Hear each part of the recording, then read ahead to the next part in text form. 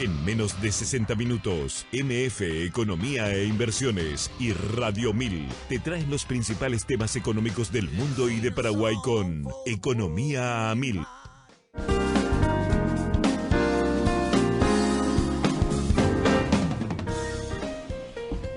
Muy buenos días, buenas tardes. Bienvenidos a una edición más de Economía 1000, aquí por Radio 1000, por supuesto. Pasaron 38 minutos del mediodía. Afuera se ve, no sabe si es una neblina, es una bruma, qué es lo que se ve ahí afuera. Buenos días, buenas tardes, Alfredo Pereira, ¿cómo estás? Tenés que decidirte, Priscila. Buenos días, buenas tardes. Y todavía no choqué con el ambiente real, te cuento. Acá hace un tanto frío, pero afuera no sabemos cómo está. Buenas tardes, Princess. Saludo también a toda la audiencia. Sí, hoy tenemos un tema, la verdad, que bastante apasionante y que en cierta manera nos toca a todos. Vamos a abordar la inseguridad y también cómo eso se relaciona con la economía y bueno y todas las variantes también desde el crimen simple, podemos decir, el que roba un pan, hasta todos los efectos y la complejidad de un crimen organizado. Así es, y por supuesto, para hablar de ello, tenemos a un mega invitado hoy. Todavía no voy a develar quién es, porque tenemos que cumplir con algunos bloquecitos y espacios, así que le pedimos a nuestro invitado que nos tenga un poco de paciencia y a la audiencia, por supuesto, que ya prepare también sus consultas, de repente si tienen alguna vinculada al tema que vamos a abordar hoy. Ever, Mirna están del otro lado como siempre y por supuesto la audiencia que nos sigue todos los días aquí por Radio 1000. Le digo a la gente que puede escribirnos al 0994674000. Alfredo, tenemos noticias así como un ping-pong de información nacional e internacional, pero creo que esta vez nos centramos en el internacional. Sí, solo una. La verdad que hay una cierta turbulencia en los mercados internacionales y esto básicamente se debe a la inflación creciente que está teniendo los Estados Unidos. Ayer mencionábamos que salió el martes el índice de precio al productor, también con índices muy elevados, rozando las dos cifras. ¿Y por qué esta turbulencia? Porque básicamente los inversores sienten de que una suba de tasas de la Fed, quizás más agresiva por los números altos de esta inflación, no sé si la Fed podría frenar la inflación sin perjudicar a la economía con una elevación de tasas. Esa es como la pregunta, la interrogante que siente el mercado y por lo tanto a partir de ahí se genera, como hablábamos, esta turbulencia, porque básicamente, digamos, una subida de las tasas de interés en el mercado por el Banco Central Americano corregiría también el mercado de acciones, el mercado de los commodities, y bueno, todas las implicancias que eso pueda tener, digamos, para la inversión y por ende después para la economía. Y quiero compartir con la audiencia un informe también que lo dio a conocer recientemente el Banco Mundial y habla sobre el impacto que está teniendo la pandemia en el sistema educativo a nivel mundial y regional. Y es un artículo sumamente interesante que yo le invito a la gente para que pueda leerlo, porque habla sobre la pérdida de una generación, los impactos devastadores de la COVID-2019 y datos sumamente llamativos y alarmantes. Por ejemplo, habla de que los gobiernos en todo el mundo destinarán este año alrededor de 5 billones a la educación preescolar, primaria y secundaria, pero lamentablemente la actual generación podría perder el doble o el triple de esa cantidad en términos de ingresos, obviamente sujeto a que no regresen a la escuela, permanezcan en clases y recuperen los elementos pedagógicos principales. Y a finales de 2021 los días de clase perdidos superaron con creces los 200, lo que equivale a 1 año y medio de escuela. Y lo más llamativo dentro de este informe del Banco Mundial es que la mayor parte del impacto será para los niños y los jóvenes que tenían entre 4 años y 25 años en 2020 y 2021. Y una estimación también muy llamativa de destacar, que otros 7 millones de alumnos abandonarían la escuela.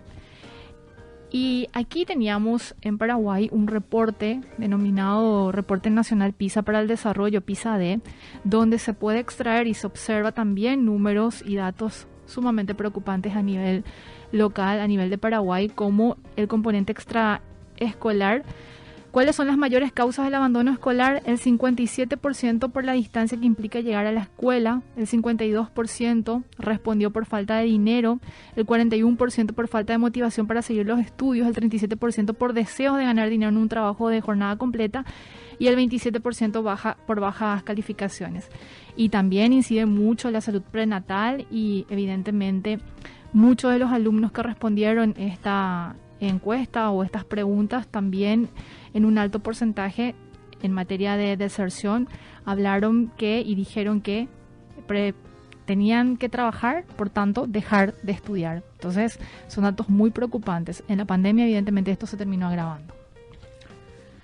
Alfredo, me miras muy atentamente, ya querés darle la bienvenida a nuestro invitado. Sí, yo te cedo el honor. Todo ya para poder... Sí, yo tengo una batería de preguntas y yo le digo a la audiencia que este programa va a quedar corto. Así que seguro ya lo comprometemos a nuestro invitado, que ya vas a decir enseguida, que vuelva otro día. Sí, bueno, queremos dar la bienvenida a Sebastián. Bueno, buenas tardes. Sebastián Hacha. Sebastián Hacha, director de Pro Desarrollo, que hoy está con nosotros para abordar este tema de la inseguridad. Creo que a todos el evento de San Bernardino disparó, digamos, por lo menos una sensibilidad sobre este tema. Y bueno, obviamente que también a nosotros nos importa porque afecta a la economía y de hecho... en América Latina esta sistematización de medir el costo de la violencia, del crimen, todavía es difícil, todavía no hay metodologías que puedan ser de hecho comparables entre los países. Creo que se van haciendo cada vez más estudios, pero bueno, ahí acá Sebastián, no sé, en ese sentido, bueno, darte la bienvenida y quizá empiezo con este párrafo y te dejo ahí, de un informe del Banco Interamericano de Desarrollo del año 2018, dice que en la región de América Latina la tasa de homicidio en ese entonces era de 24 por cada 100.000 habitantes. Es decir, la región representa el 33% de los homicidios en el mundo, a pesar de albergar solamente al 9% de la población mundial. Sebastián. Bueno, buenas tardes, Prince, buenas tardes, Alfredo, o Pope, como lo alias conoce, Pope, alias sí, Pope. ya la audiencia sabe que es alias ya Pope. saben su marcante. Sí. Menos mal no saben el mío. Pero podés compartir. Después de las 9 de la noche. Está bien. Es un gusto estar con ustedes, la verdad que me congratula mucho que estos espacios vayan ganando popularidad en los medios, porque es muy difícil encontrar discusiones que se basen sobre los problemas fundamentales y no solamente sobre las urgencias. En primer lugar. Y en segundo lugar, es muy difícil ganarle al virureí, ¿verdad? O sea, eso es una apuesta que siempre uno parte como 100, si fuera una carrera de 100 metros, parte como 10 metros atrás, ¿verdad? Pero eso no es porque la gente sea mala ni nada por el estilo, o porque sean más o menos inteligentes, sino porque muchas veces enfrentar estos problemas requieren tener un nivel de madurez de poder medir también cuáles son las herramientas que se tienen para solucionarlo. O sea, generalmente cuando uno escucha cualquier programa de radio, escuchan una seguidilla de catástrofes sin contextualizarlas, ¿verdad? Entonces, si estos programas nos ayudan a poner el contexto, utilizando un poco lo que decía Pope, hay un estudio muy interesante de la Universidad Autónoma de San Luis de Potosí, se llama Atlas de la Violencia de América Latina, en donde ellos, el profesor Juan Mario Solís y el profesor Marcelo Morriconi de la UBA, Juan Mario Solís de la Universidad Autónoma de San Luis de Potosí, plantean cuáles son o qué es lo que a qué conclusión ellos llegan después de tantos años de investigación sobre cuál es la causal de esa violencia, ¿verdad? Porque ellos estimaban un 36%, está muy cerca de lo que dice el informe del DIT, de la cantidad de homicidios que ocurren en el mundo, en una región del mundo donde vivimos apenas menos del 8% de la población mundial, ¿verdad? Entonces, dicen, ¿qué es lo que ocurre, ¿verdad? Entonces, apelando a las antiguas tesis sociológicas de que la pobreza y la desigualdad son las causas primeras de la violencia, dicen, bueno, pero si eso fuera realidad, sacan una estadística de todos los países, Haití sería el país más violento del mundo si fuese la pobreza, y no es. Y si fuese la desigualdad, sería Brasil, y tampoco es. Entonces, el podio compartido entre 4, en este caso, están entre Nicaragua, Honduras, El Salvador y Venezuela. Que ahí ya no se me hace acordar toda esa problemática en la discusión, digamos, científica, lo que es la diferencia justamente entre la correlación y la causalidad. Exactamente. Entonces, ellos dicen, bueno, ustedes están hablando de una correlación, sí puede ser que en determinados medios, especialmente en urbanos, donde existe este fenómeno de la homogeneidad de la demanda, eso significa que yo quiero un iPhone y también el hijo de una persona que es pobre quiere un iPhone. Entonces, bueno, uno lo puede comprar y el otro lo puede robar. Eso puede significar, hay pobreza, exclusión, entonces esa es una causa. Pero en términos generales, se puede decir que después de este estudio elaborado por cientistas políticos muy importantes, llegan a una conclusión que no nos satisface a todos y quizá por eso sea buena, ¿verdad? Porque dice, el gran problema es la debilidad institucional. No sé en qué medio, si fue local o extranjero, pero hace unos días salía de que en el crimen organizado hay mucho Estado. Hoy sale en otro medio, dice, contrabando con protección fiscal. Y me decía el profesor Juan Mario Solís, a quien no le tuve tiempo a avisar que ya estará acá, que iba a hablar de él. Pero va a poder escuchar porque Vamos a hacemos un escuchar, voy a podcast. mandarle después el podcast. Decía, el narco, el crimen organizado que surge a partir, gracias Minucci, acá tengo que saludar a mi vieja amiga, que no es lo mismo que amiga vieja. Ah, bueno, está bien, aclarado. Decirle que este tema tiene el principal, les voy a enviar también una foto, no es una foto, es un gráfico que ellos hicieron con círculos concéntricos en donde se dan los mayores puntos de violencia. Coincidentemente, los mayores puntos de violencia se dan en frontera. ¿Y qué ocurre en la frontera? En la frontera ocurre el narcotráfico. Pero el narcotráfico empieza con el aceite, no quiero decir la marca, Timchulín, que pasa por un lugar donde hay una guardia militar generalmente, pero que llega a una transacción con el contrabandista y que hay una alta demanda del otro lado porque la diferencia de precio es muy importante. Entonces, recuerdo algunos economistas me dijeron, no, lo que pasa es que el contrabando no va a solucionar nunca por una cuestión de tipo de cambio. O sea, existe de la época de los griegos, romanos, claro, entonces, claro, como también existía, qué sé yo, la castración femenina y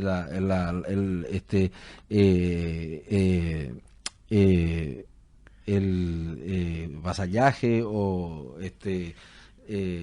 ¿cómo no me viene? Estoy con laguna mental. Estoy con laguna mental, pero me hace es demasiado obvia la palabra palabra que quiero usar. Vos no almorzaste, porque Yo no se almorcé. almuerza. Sí, Yo tampoco sí. almorcé. Yo toma la energía por eso, pero se entiende. La esclavitud, por ejemplo. Bueno, la esclavitud Claro. es una cuestión cultural, no podemos nosotros suponer. Entonces, Occidente sería lo mismo que fue hace 500 años. Entonces, ese tema de empezar a decir no son cuestiones culturales, es la renuncia al pensamiento político. Porque uno no puede entender cómo Chile mantiene bajos niveles de informalidad y tiene una frontera de más de 2.000 kilómetros con Argentina. Y Argentina tiene un nivel de informalidad parecido al nuestro, no tan alto, y Brasil ni qué decir. Imagínense que el mercado negro en Brasil es equivalente al PIB oficial de la Argentina. O sea, esos son los números que se maneja cuando uno hace la comparación. Pero todo empieza en una transacción informal de un objeto de escasísimo valor.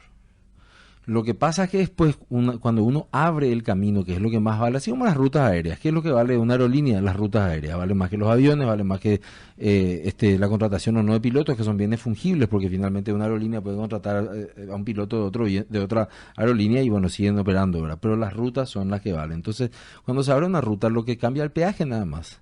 Primero hace pasar aceite, luego hace pasar vino, luego hace pasar queso, luego te traen un paquete de marihuana, luego ya te traen precursores de efedrina o pseudoefedrina y después te pasan ya cocaína. ¿Qué es lo que cambió? Los actores son los mismos, hay Estado ahí, no es que no hay Estado, el Estado está ahí. Pero las instituciones, la debilidad de las instituciones, lo que dice el profesor Juan Mario y lo que dice el profesor Marcelo Morricone, son muy débiles para poder formar en cuanto a valores o convicciones o tratar de hacer una proyección de cuánto le saldría a un Estado, que es un poco lo que también decía Pope al principio. ¿Cuál es el costo finalmente de esta informalidad o de este crimen que es el contrabando? Y ahí, Sebastián, me viene nomás esa pregunta que lo primero, viste, que vos escuchás en los comentarios de la gente o en las redes, con todo lo sucedido en San Bernardino, porque despertó una sensibilidad importante. La gente dice, tiene que haber más policía, tiene que haber más Fuerza Armada, tiene que haber más gasto público agrandar con todo el problema que ahí podemos decir de caja fiscal, pero vos no estás tocando ni siquiera la eficiencia de ese gasto. La eficiencia no es un parámetro para nosotros, ni siquiera para importantes analistas, ¿verdad? Pues muy importantes analistas te dicen, nosotros tenemos un problema de redistribución porque el Estado es corrupto. Entonces el resultado es aumentar los impuestos. Esa es la salida más rápida. Esa es la solución, es aumentar los impuestos. Sí. ¿Para qué le vamos a dar más dinero a un Estado que es altamente ineficiente?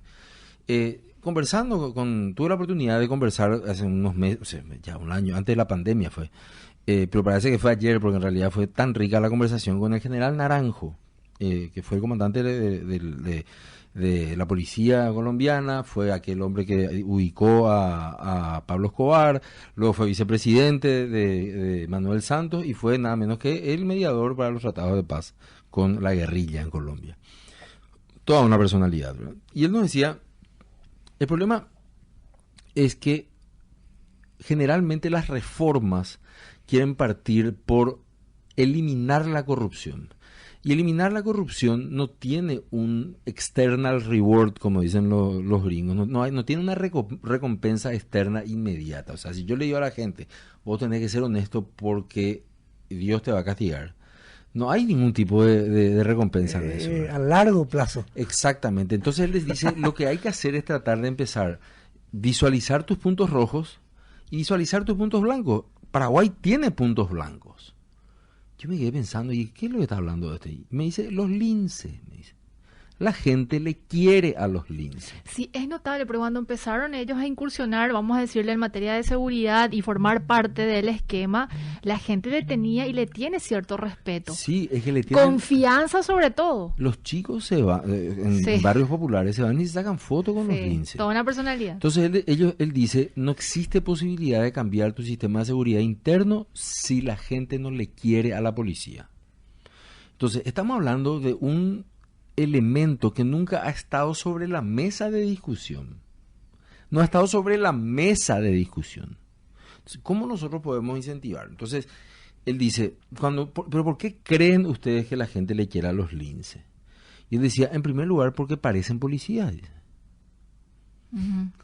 Entonces dice, si una mujer es asaltada en un colectivo, le roban la cartera y entra a una comisaría y le encuentra a un comisario que tiene 150 centímetros de circunferencia en la cintura, evidentemente esa persona va a decir, bueno, este no es un lugar que me va a dar mayor seguridad, porque este señor corre 3 pasos y se muere de un infarto. No le va a poder alcanzar al tipo que me robó, que probablemente tenía 60 kilos y era desconocido campeón olímpico de 100 metros, ¿verdad?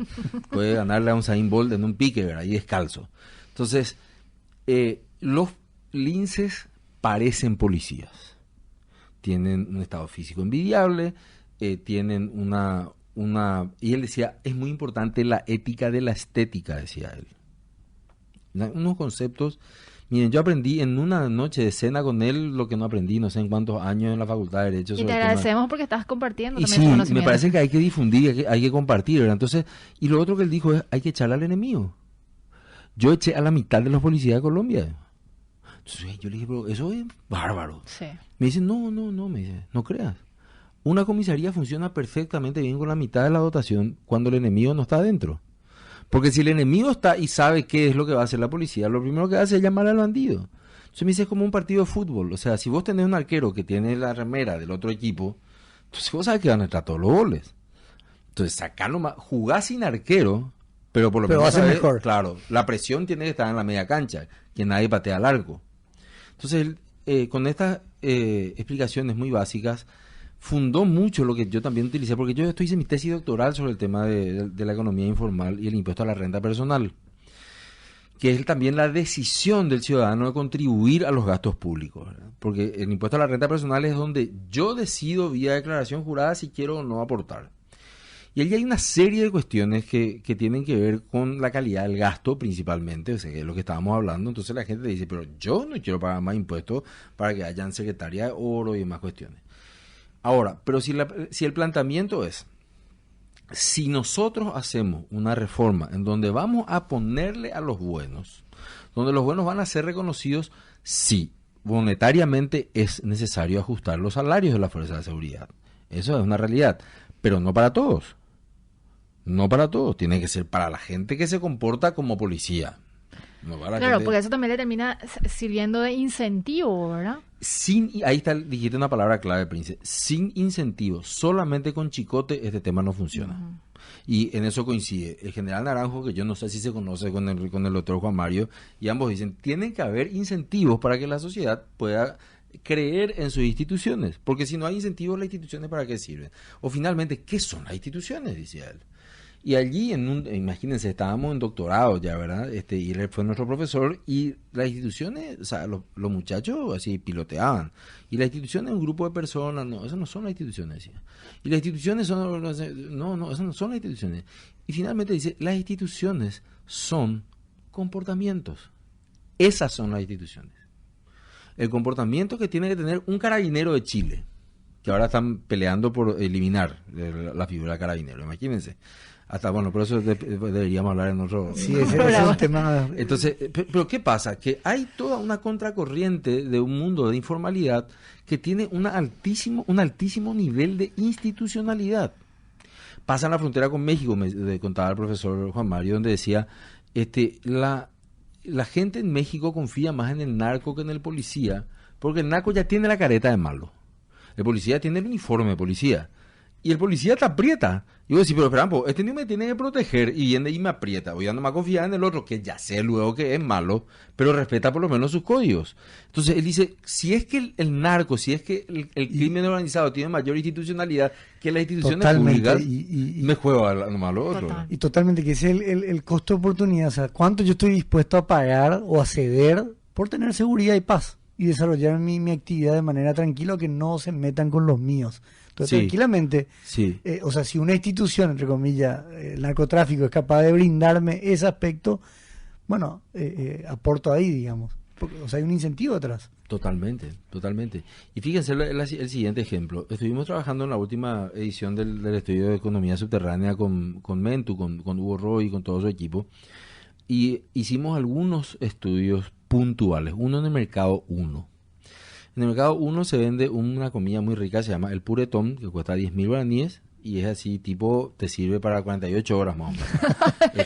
Super calorías. Exactamente. Entonces, la gente que trabaja en el centro, que tiene que probablemente esa vaya a ser su única comida en el día, se va y comen ahí en el mercado 1, y es una mezcla de polenta con carne, que una cosa, con poroto, o sea, una bomba, ¿verdad? Pero ¿cuál es el problema de don Daniel, que es el dueño del copetín donde se prepara? ¿Cuál? Que no puede ser formal. Porque vos le decís, yo quiero mi factura, don Daniel. Factura, yo no tengo factura. Lo que pasa, don Daniel debería ser, de acuerdo a nuestro sistema tributario, contribuyente del simple o resimple. Es decir, debería pagar entre 20 y 80.000 guaraníes al mes en impuestos. Pero para que él pueda imprimir su talonario y vender, imagínense que él venda 5 puretones, 10 puretones por 5 días a la semana. Tu talonario de 50 y se acabó en una semana. Tenés que volver a imprimir para la siguiente. O sea, tenés unos 320.000, 340.000 guaraníes en gastos solamente de imprenta. Mensuales para pagar 20.000 guaraníes de impuestos. ¿Cuál es el estímulo que desde el Estado le estamos dando para que la gente pueda ser formal? Y el estímulo es nulo. Es nulo. Porque allí chocas con la maraña, que es lo que la gente te dice, o algunos amigos que en Argentina, cuando estaba todavía en el Congreso, me fui a una reunión sobre el tema de tráfico de drogas, y decían, a mí me cuesta menos mandar 10 kilos de marihuana a Paraguay que mandar 10 kilos de libro. Triste, pero cierto. Entonces yo decía, pues claro, porque el libro tenés que ir, tenés que medir, tenés que pagar un IVA, la tarjeta de crédito tiene que descontarte al llegar, no sé, tenés que hacer un despacho, todo. Y la marihuana, yo encuentro una institucionalidad paralela en donde yo finalmente le pago, no sé, qué sé yo, $100 finalmente, si yo no voy a ser consumidor final, si esto se paga en destino, que le van a pagar finalmente a la mula que va a pasar eso, ¿verdad? Así es. Yo les pido, señores, una pausa aquí. Vamos a retomar después del corte, pero antes cumplimos con nuestra info ever. Dólar, euro, real, pesos, tendencias, perspectivas. MF Economía e Inversiones presenta el comportamiento del mercado de divisas.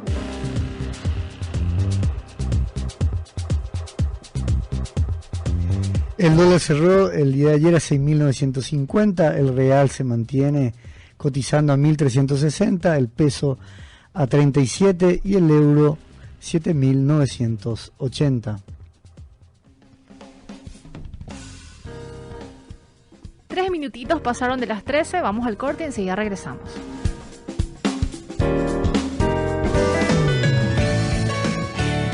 Mil AM.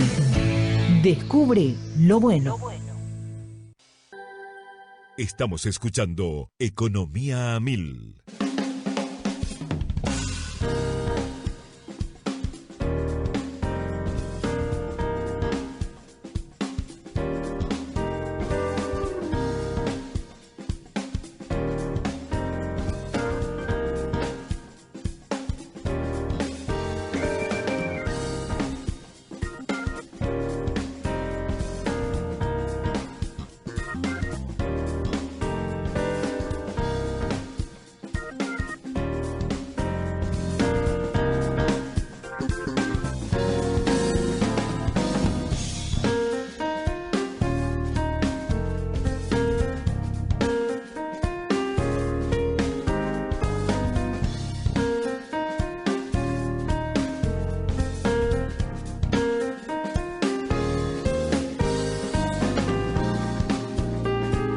Siete minutitos pasaron de las 13 del mediodía. Muy amena la charla con nuestro invitado especial Sebastián Hacha, presidente de ProDesarrollo. Así mismo.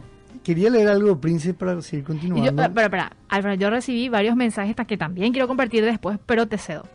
Hoy yo soy muy, ¿cómo te voy a decir? Condescendiente. Condescendiente Con razón hoy. Va a llover, pero solo porque está nublado. Sebastián, solamente por eso. Bueno, en este informe del BID tiene una frase muy importante que dice, ¿cómo afecta el crimen a las empresas? ¿No? Dice, por un lado puede ser las inversiones firmes en seguridad, eso adiciona obviamente los gastos, ya sea en forma de guardias, ya sea en forma de capital físico como cámaras, portones, murallas, etcétera. Sin embargo, también el crimen puede reducir la demanda. O sea, es decir, clientes que temen que ellos mismos puedan ser victimizados si patrocinan un negocio o si se acercan en una zona donde hay alta o la sensación de alta inseguridad.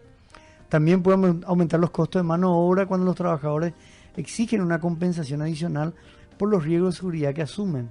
Es decir, también te afectan la productividad que vos puedes tener en tus empleados.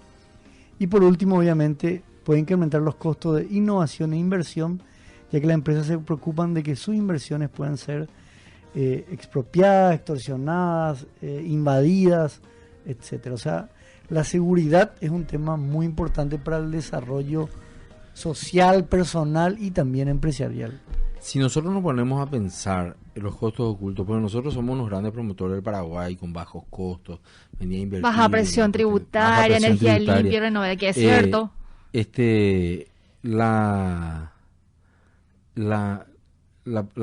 punto en cuestión es el siguiente que tenemos que plantearnos.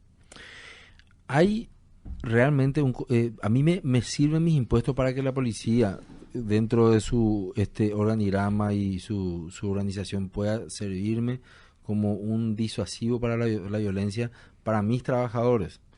Bueno, yo le doy el ejemplo, soy asesor de una maquiladora en Ciudad del Este, Fujikura, donde el servicio público de transporte de pasajeros no hay para turno noche, ya no hay. Y la gente no quiere irse nomás en moto porque te asaltan.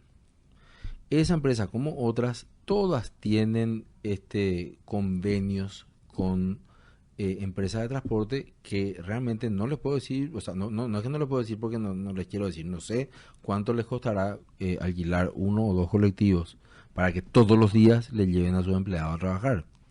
Porque vos tenés también todo ese tema que generalmente una industria, la máquina no puede parar. No puede parar. Pero ese luego es un conocimiento que no llegó todavía a nuestra burocracia. Nuestra burocracia todavía sigue diciendo, no, pero en realidad muy pocos funcionarios son los que entienden realmente lo que puede llegar a significar que a esta empresa, por ejemplo, se le corte la luz, porque se le corta la luz. Entonces tiene que invertir otra vez en un costo oculto que es el combustible para los generadores, porque no puede parar la línea. Los generadores ya no dan abasto para trabajar con aire acondicionado, por ejemplo, en la línea, o lo uno o lo otro, sino finalmente se va todo tu capital en combustible e inversión de generadores. Da pena para que se puedan terminar los trabajos que se están haciendo y después se cierra la línea si no vuelve la corriente de energía. Que ahí vos tenés un problema, un problema real, esto que nosotros de repente en la imagen que vos mencionabas, Príncipe País, Paraguay energía limpia y barata.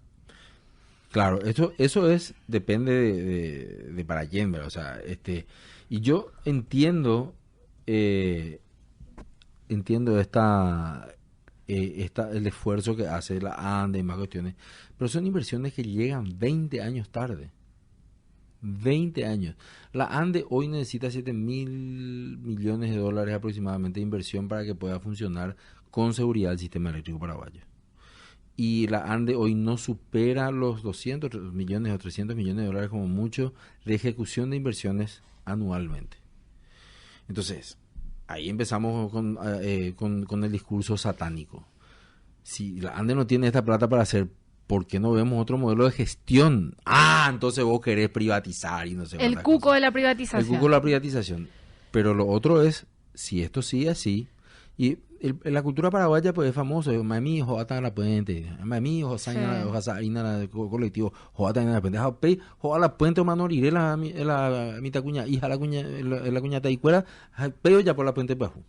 Entonces, eso es lo que nos está por pasar con el tema de generación. Nosotros estamos llegando a un pico de generación con el tema de la ANDE. ¿Y por qué les hablo de esto? Porque según otro estudio, pues nosotros, el estudio de economía subterránea, una de las variables que sacamos es la comparación del crecimiento del PIB con el crecimiento del consumo de energía. Nos arroja de que quizá el monto aproximado de robo de energía eléctrica ronda los $200 millones año. ¿Qué es lo que la ANDE invierte actualmente? Quiero que la ANDE invierte, pero bueno, vos tenés no sé cuántos hay, 400 asentamientos irregulares en el área de Asunción, protegidos por algunos políticos, y cuando se va a la ANDE para querer cobrarle, le llaman al diputado, al intendente, al senador, y dicen, no, ahí no vas a entrar. Y ellos están nomás ahí, sí. No están pagando. Sí.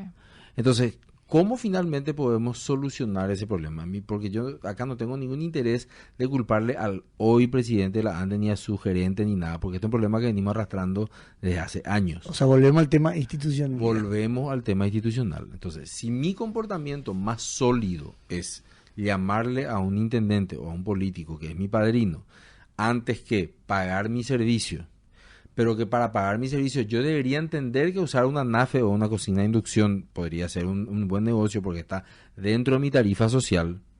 Tenemos que entender que ña Julia o don Ramón, que vive en Nueva Italia nomás, no es que no estamos hablando de Juan Ñaró allá en el fondo Nueva Londres. Nueva Londres, New London.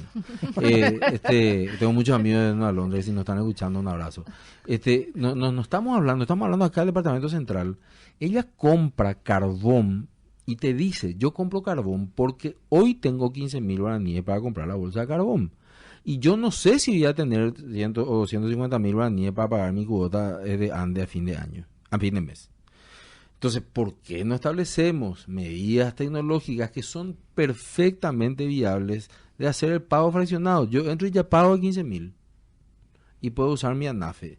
No me van a decir tampoco que, no, ANAFE no, pero eso es solamente para los ricos. En cualquier Shenirú, crédito amigo. ¿Tenés celular? Ya tenés. Voy a tener un celular, hacer el pedido, te llevan ahí, te cobran 450 cuotas. Ya sabemos cómo funciona este tema. Lo ha pasado con el aire acondicionado, ha pasado con los servicios de televisión de cable y demás cuestiones. O sea, todo el mundo tiene esto, ¿verdad? Claro, no, que ahí lo que vos decís, Sebastián, a ver nomás nuestra matriz energética, vos ves, claro, 16% energía limpia, hidroeléctrica, etcétera, 43% biomasa. La 46, sí, está 41% biomasa, 40% combustibles fósiles, sí. 19% de energía eléctrica. Ha subido 19. Y 19% de energía eléctrica tenemos que entender que es en un 86% es para consumo domiciliario.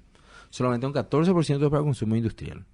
Entonces, cuando yo digo, no digo ya si otra persona, nos va a costar 5.000 guaraníes la ANDE.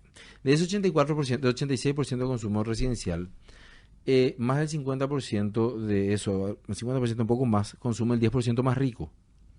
Entonces, ¿a quién le vamos a subsidiar? Si nosotros decimos 5.000 guaraníes, nomás tenemos que pagar la energía eléctrica.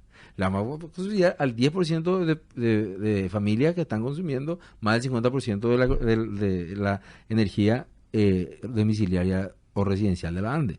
Entonces, claro, en este país casi a nadie le interesa estas cosas, ¿verdad? Porque, bueno, no es solamente aquí, ¿verdad? Yo creo que en los Estados Unidos cuando Trump decía hay que construir el muro y los servicios de migraciones le decían, señor Trump, el 84% de los inmigrantes entran en American Airlines, no entran caminando por la frontera. A la gente tampoco le interesó. Sí. Él que siguió con Para su vos muralla. tenés un tema institucional interesante, Sebastián, como un juez de una corte de circuito le logró parar la construcción de la muralla. Ahí está. Y nosotros... Tú tenés poderes separados bien fuertes. Exactamente. Y nosotros no podemos lograr mandar al jurado de enjuiciamiento y destituir a una jueza, a un juez que libera una carga de contrabando después de 24 horas.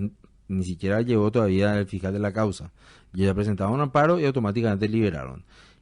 O si fueron al jurado, como nos ha pasado con una fiscal que liberó una carga de prendas que venían, que fueron atajadas ahí en Chacoí, finalmente ella estaba campante y sonante ahí en su cargo, matándose de la risa.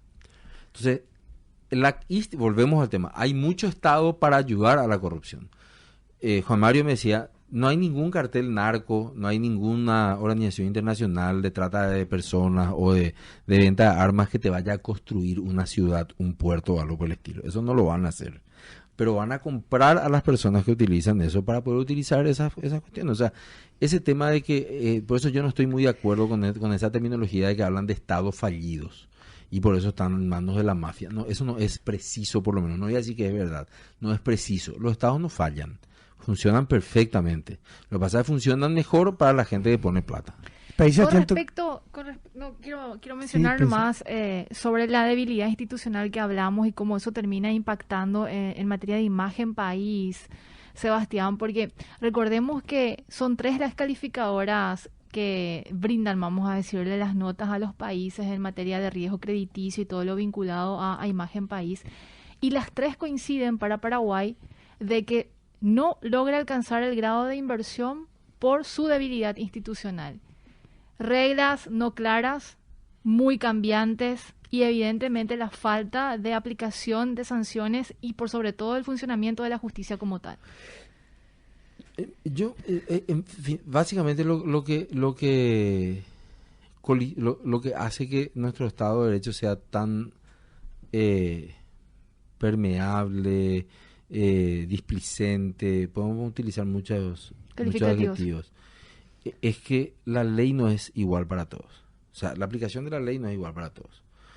Si yo soy formal y tengo una casa de créditos y declaro al Banco Central y más cuestiones, me caen a mí, me hacen 250 inspecciones y seguramente van a encontrar de que no hay extinguidor en mi empresa, entonces me van a meter una multa por el Código de Trabajo por lugar peligroso. Uh-huh. Pero para los 450.000 usureros, que como a doña María, que también trabaja en el Mercado 4 y es de Nueva Italia y viene todas las mañanas. No tiene acceso al sistema financiero. No tiene acceso al sistema financiero, no tiene acceso a crédito, ella hace empanada, presta 100.000 guaraníes de don Pepe, que es el usurero de la esquina, para poder comprar su disco de empanada, su molida, etcétera, etcétera, su cebolla. Pero a las 5 de la tarde le tiene que devolver 200.000 guaraníes. Es decir, que la tasa real de ella es del 100% en 12 horas. Entonces, eso que le estoy contando no le estoy contando algo que eso es un estudio de caso mínimo, no nos sirve para, es casi una anécdota, pero una cuestión que ocurre.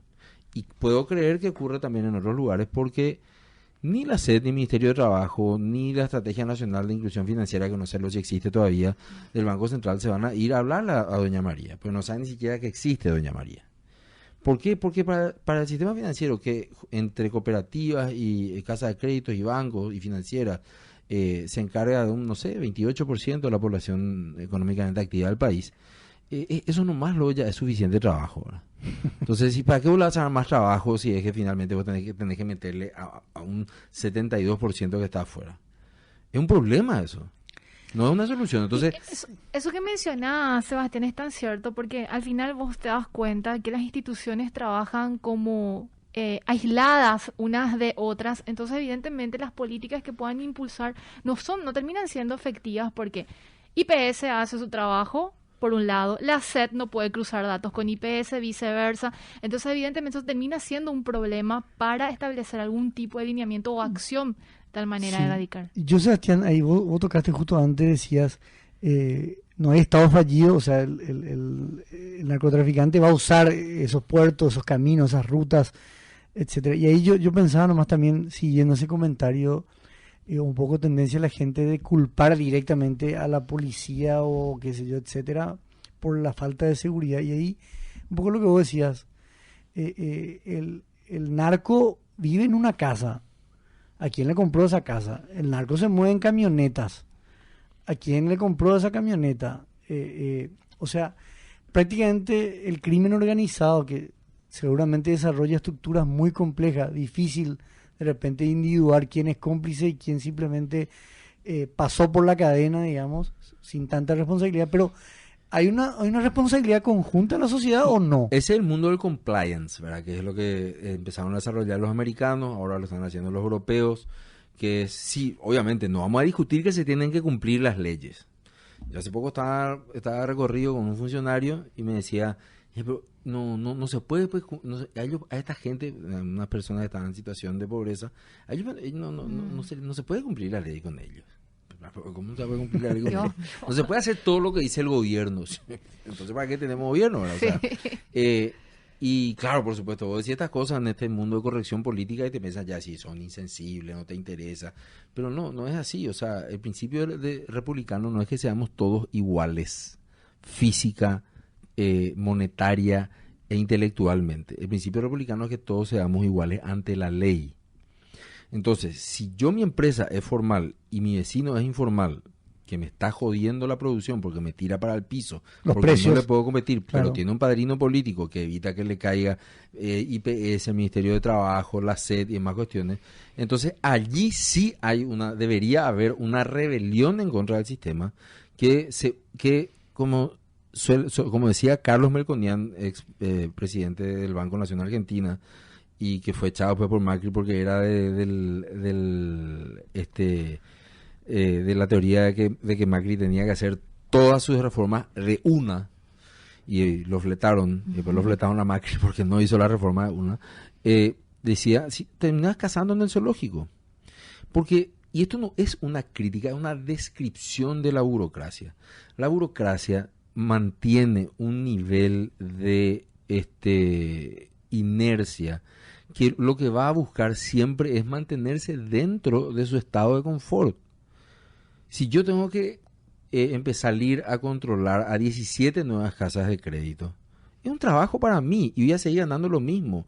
Y todo el mundo va a decir por el diario que yo soy una porquería porque los funcionarios públicos son plagas, etcétera, etcétera. Entonces, no hay nuevamente un sistema de estímulos, porque a la hora también de la promoción va a llegar el nuevo, ya nos decimos el nuevo partido, el nuevo movimiento político a quien se le encargó la institución y le va a cambiar a toditos los funcionarios. Y van a empezar con una política de cero otra vez en esa institución.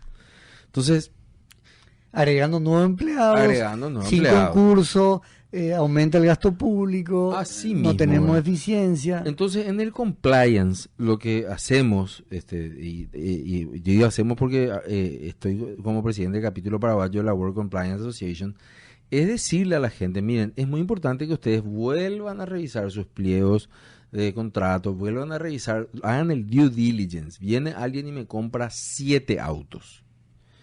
Y yo tengo que saber de dónde salió esa plata, ¿verdad? O sea, no puedo decir, no, y vino a mí me compró, ¿verdad? Porque hoy en día es muy importante que, más allá de la necesidad que tengamos de sufragar con las necesidades que tenemos, podamos definir también como ciudadanos qué tipo de ciudadano voy a ser yo. ¿Voy a colaborar o no con las autoridades? Yo sé que mucha gente me está escuchando, me está diciendo, tago, tipo, va a vender tago, me está diciendo, ¿verdad? Pero si vos vas a vender algo que dices, che, ¿sabes qué? Quiero vender este auto en $100,000 y un tipo te dice, yo te voy a comprar en 200.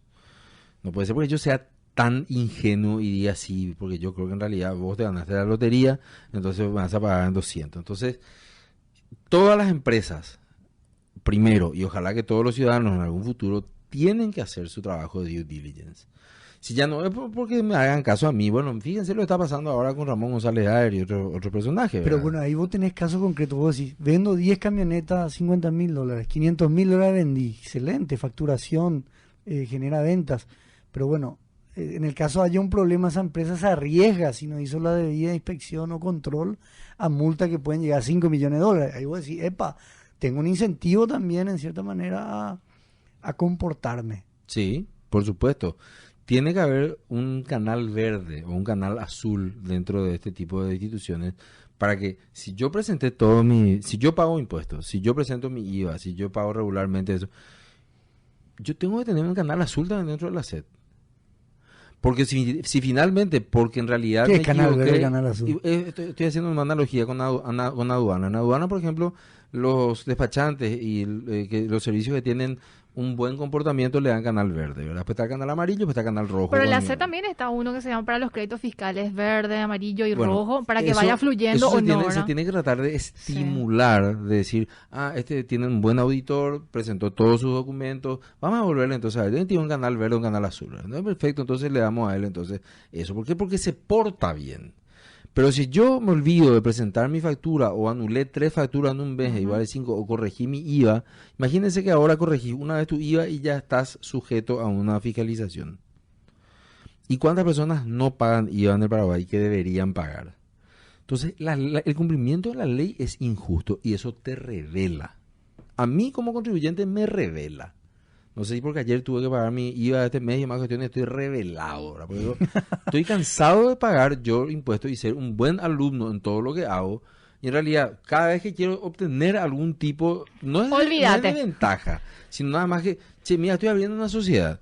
Sí. Y me dicen, no, tenés que presentar otro certificado de cumplimiento tributario porque tenés que estar certificado de vía y residencia. O sea, ¿para qué pedimos certificado de vía y residencia? Mandale en Google tu ubicación al policía. Hasta antecedentes policiales, cuando ellos pueden sacarlo, ¿verdad? Y evitar ese proceso. No sé, todas esas cosas que vos decís, ¿para qué? ¿Para qué? Y allí es donde yo creo que optamos, porque existe una gran flexibilidad en materia de irme por el camino correcto o irme por el camino incorrecto, de irte nomás por el camino incorrecto, porque allí no hay penas, no hay escrache social tampoco, ¿verdad? O sea, acá finalmente vos le empezás a decir a una persona, o sea, que vos no pagas tu impuesto y te vas a decir, bueno, ¿para qué voy a pagar si es para comprar para las novias de los políticos? Y cierto, te van a decir, ¿verdad? Entonces, Dan Ariely, por ejemplo, hizo un estudio muy interesante, pero muy, muy interesante luego de su comportamiento, se llama Deshonestidad de cada día en nuestras vidas. Publicó en la revista Universidad de Duke en el año 2010. Y Dan Ariely es un tipo que hace Behavioral Economics y escribió varios libros, Porque mentimos, y tiene un documental que está ahora en YouTube que se llama Dishonesty, the Truth About Lies, Deshonestidad, la verdad acerca de las mentiras, y explica en cierta manera cómo funciona nuestro cerebro y a partir de ahí cómo funciona la economía. Entonces él dice, bueno, ¿quiénes son los más odiados de Estados Unidos? Y por 95% dijeron los banqueros, porque dijo, de puta, son ricos, y encima el Estado le salvó, le dio 180 mil millones de dólares contra la crisis financiera, y hubo un preso de Credit Suisse y nadie más en todo ese despelote, ¿verdad? Entonces, perfecto. ¿Y cuánto roban los banqueros? Y bueno, yo le dio 280 mil millones de dólares. Perfecto. Entonces él dice, hace una encuesta muy grande desde la Universidad de Duke y dice, bueno, yo le voy a contar algo. Anualmente, la evasión tributaria en los Estados Unidos asciende a 350 mil millones de dólares. Los principales hechos: descarga ilegal de música, descarga ilegal de películas, descarga ilegal de libros, contratación de empleados migrantes sin papeles, ocultamiento de impuestos. ¿Alguien de ustedes está en eso? No, pero yo bajé solamente acá el libro de Sebastián Hacha, que no sé, sobre la fiebre rosada. No, pero yo digo, finalmente bajé nomás la última película de Disney, porque era muy linda, entonces quería verla. Entonces, Ariely habla sobre el umbral personal, dice él. Vos empezás a construir tu umbral personal porque vos decís, yo nomás hago, qué pico lo que tanto. Pero si hay 300 millones de americanos que dicen, yo nomás hago, y cada uno evade $1.000, entonces tenés 300.000 millones de dólares anualmente de evasión. Y esto tiene que ver también, y encima es en un país donde vos podés decir mis impuestos. Hay instituciones. Hay instituciones, mis impuestos sirven para algo. Todos tenemos amigos que viven en los Estados Unidos, te dicen realmente aquí las carreteras son de la Gran 7, la policía es de la Gran 7, la seguridad de la Gran 7. Es improbable que te coimee un policía dependiendo de qué estado. Ahora, pero generalmente la mayoría de los estados no te coimea la policía, o sea, y tienen problemas, claro que tienen problemas, pero no son el equivalente al 46% de nuestro Producto Interno Bruto, como es el tema de la economía informal. Estamos hablando de 22.200 millones de dólares. Sebastián, yo te comprometo con ese tema para un próximo capítulo, porque ya estamos llegando al final del programa y sumamente interesante. Alfredo, yo sé que vos tenés una batería de preguntas más. Dos de 10 preguntas. Dice. Yo hice... con 8. Y yo quiero compartir mensajitos así breves, si me permitís, Ever, antes de despedirlo ya a Sebastián. Seba Pérez ya me escribió. ¿Ah, sí? Un abrazo, sí. Gary Becker es el pionero. Es el pionero en el análisis económico del crimen. De su trabajo se desprende que los criminales también responden a incentivos. El crimen aumentará cuando criminales potenciales piensen que no van a ser penalizados. Correcto. Ellos, los delincuentes, deben tener una percepción alta de riesgo de ser pillados o detenidos y que luego la justicia efectivamente va a actuar. Dice uno de los mensajes. Permíteme, lo voy a cumplir. Pero o sea que quiero agregar esto, dice, sí. que decía el estudio del BID que los condenados por crimen en América Latina, el 80% están entre 15 y 35 años. O sea, la fuerza activa económica más importante que tiene. Está en esa condición. Buenas tardes. En Economía y Seguridad hay un liberal que dejó un interesante aforismo. Frédéric Bastiat, economista, escritor y legislador francés, dijo alguna vez: donde entra el comercio no entran las balas, porque al tener una dependencia entre los individuos por prestaciones de servicios es necesario estar en paz para negociar. Pienso que lo mejor es no tener más policías, no es tener más policías, sino menos delincuentes. Y este es un mensaje de Diego Riveros, un estudiante del Colegio Fernando de 17 años. Qué bueno, interesantísimo. Yo le quiero decir a Diego sobre la frase de Bastiat y en más cuestiones que, bueno, ya está acá la próxima vez y vamos a traer bocadito. Sí, ahí miren, ahí ya notaron. Que en una de las conclusiones principales a la que llegamos en el estudio del 2021 es que si la gente tuviese mayor capacidad económica para comprar, no compraría contrabando. Qué interesante conclusión. Entonces, ¿a dónde vamos? Y ahí tenemos que hablar otro tema del acceso a crédito. ¿Y cómo hacemos el acceso a crédito? Con 70 años el Banco Nacional de Fomento no pudo generar todavía para Doña María, que vende empanadas en el mercado 1, una línea de crédito que le sirva. Así mismo. Que son 150.000 guaraníes a la semana o 200.000 guaraníes a la semana. No estamos hablando acá que le vamos a prestar. Pero eso significa mucho trabajo. Y ese es el problema. Sebastián, muchísimas gracias por tu tiempo hoy. Vamos a estar coordinando la próxima venida. Gracias a ustedes por la invitación. Realmente pasó volando el tiempo y para mí un gustazo, como siempre, por el aprecio que le tengo a los dos personal y profesionalmente, y por supuesto por abordar estos temas que yo creo que son importantes. Son urgentes e importantes. O sea, lo único que hay otros que pareciera que son un poquitito más picantes, ¿verdad? Pero acá tenemos el espacio. Estaba con nosotros Sebastián Hacha, presidente de ProDesarrollo. Muchísimas gracias. Nos reencontramos mañana. No te pierdas el próximo capítulo de Economía a 1000, de la mano de MF Economía e Inversiones y Radio 1000.